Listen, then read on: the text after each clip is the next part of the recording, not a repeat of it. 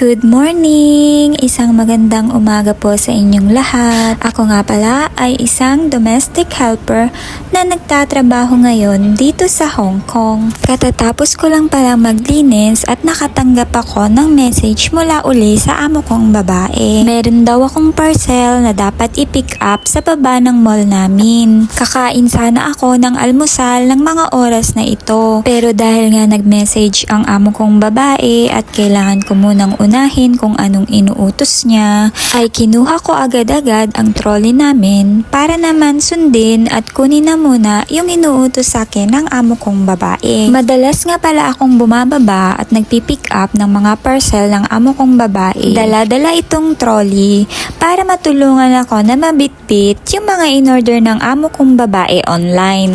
Bago din naman ako bumaba ng aming bahay, ay sinasabihan din ako ng amo kong babae kung kailangan ko bang dali ng trolley o hindi na.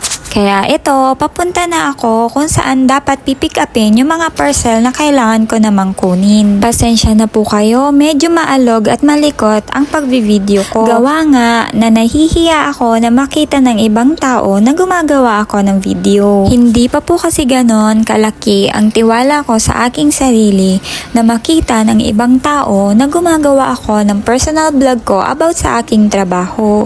Dito nga po ay gustong-gusto ko talaga na nag-share ako ng mga karanasan ko sa trabaho nang sa gayon po ay makatulong din ako para dun sa mga taong nagbabalak na gusto pong makapag-abroad at makapunta dito sa Hong Kong. Dito nga po pala ako sa baba ng mall namin madalas na kumukuha ng mga order ng amo kong babae online. Dito po ay may ibibigay ang amo mo sa'yo na code na kung saan ay maaari mong i-pick up yung mga item na binili niya online. So dahil nga po na-pick up ko naman na yung mga items na sinabi po ng amo kong babae na kunin, at totoo nga po legit na mabigat po yung mga items na in-order niya. Ito nga ay dediretso na ako pauwi sa aming bahay.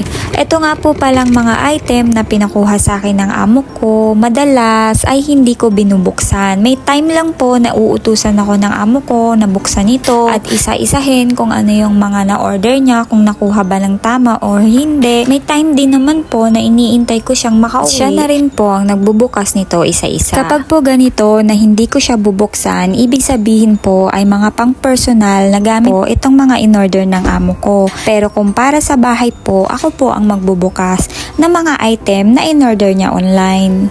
Pagkatapos ko naman na maitabi yung mga item o product na in-order ng amo ko online, lilinisin ko naman or iba-vacuum ko saglit itong dinaanan ng trolley ko. Dahil yung trolley ko ay ginagamit ko sa pagkatapos market. Naman ito, ay siya namang kakain ako ng almusalan ko. Thank you for watching!